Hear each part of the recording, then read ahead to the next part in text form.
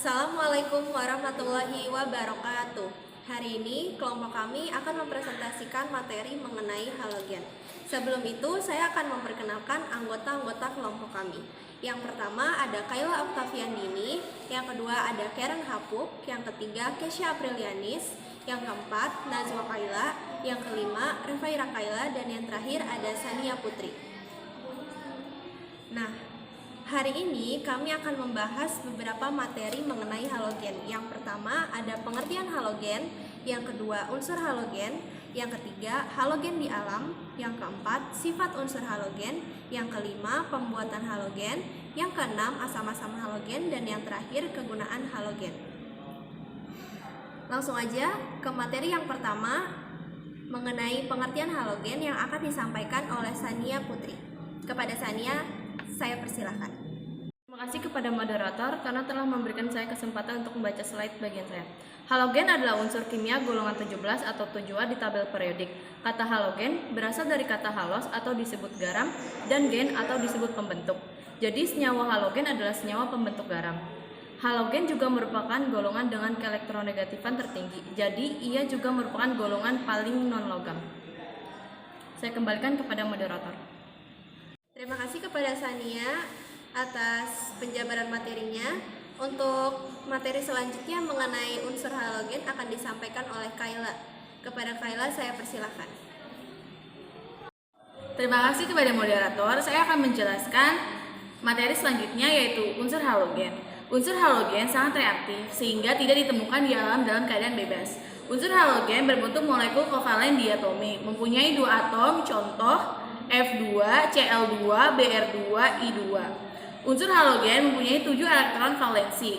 Elektron valensi yaitu elektron pada kelopak terluar yang terhubung dengan suatu atom dan dapat berpartisipasi dalam pembentukan ikatan kimia jika kelopak terluar belum penuh.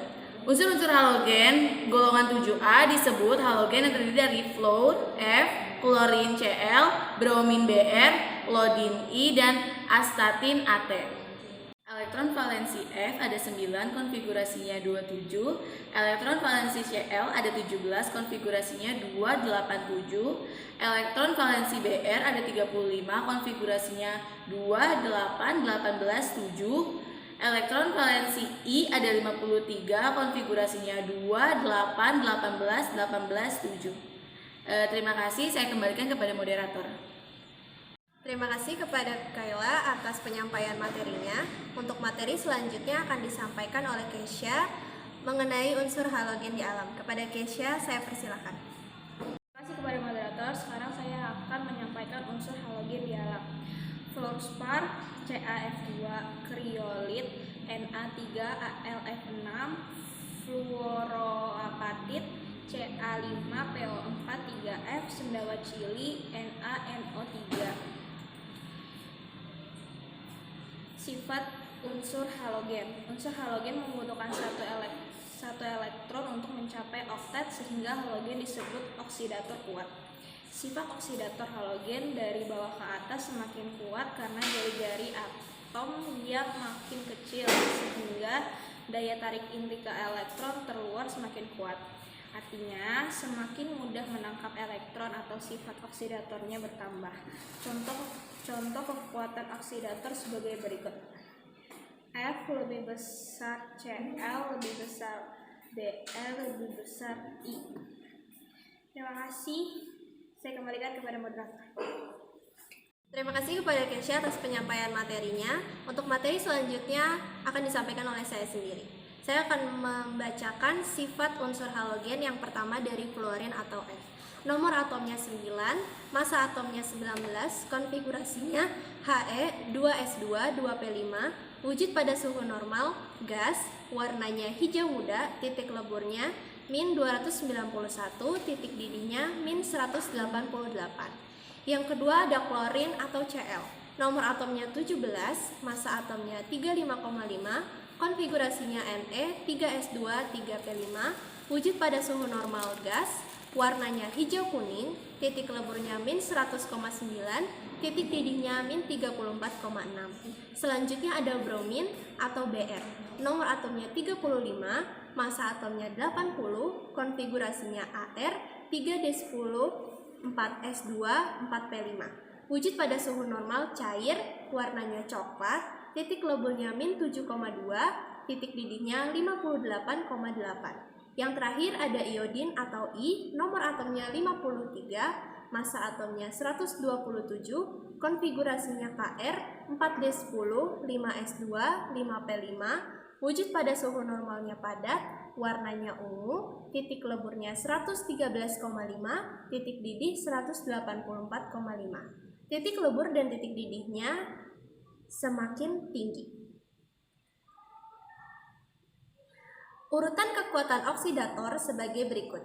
F lebih besar daripada Cl, lebih besar daripada Br, lebih besar daripada I. Artinya, unsur di sebelah kiri dapat mengusir unsur di sebelah kanan dari senyawa. Contohnya F2 ditambah KBr menjadi KF ditambah Br2. Bilangan oksidasi halogen dalam senyawa bermacam-macam, yaitu -1, 1, 3, 5, dan 7. Yang pertama bilangan oksidasi -1, contohnya NaCl, bilangan oksidasi 3, contohnya NaClO2, bilangan oksidasi 7, contohnya NaClO4, bilangan oksidasi 1, contohnya NaClO, bilangan oksidasi 5, contohnya NaClO3. Untuk materi selanjutnya akan disampaikan oleh Najwa. Kepada Najwa saya persilahkan. Terima kasih kepada moderator. Selanjutnya saya akan membahas tentang pembuatan halogen. Halogen dibuat dengan cara elektrolisis. Contohnya, KHF2 dielektrolisis dihasilkan katoda, lalu F2 dianoda. Selanjutnya ada proses Diken.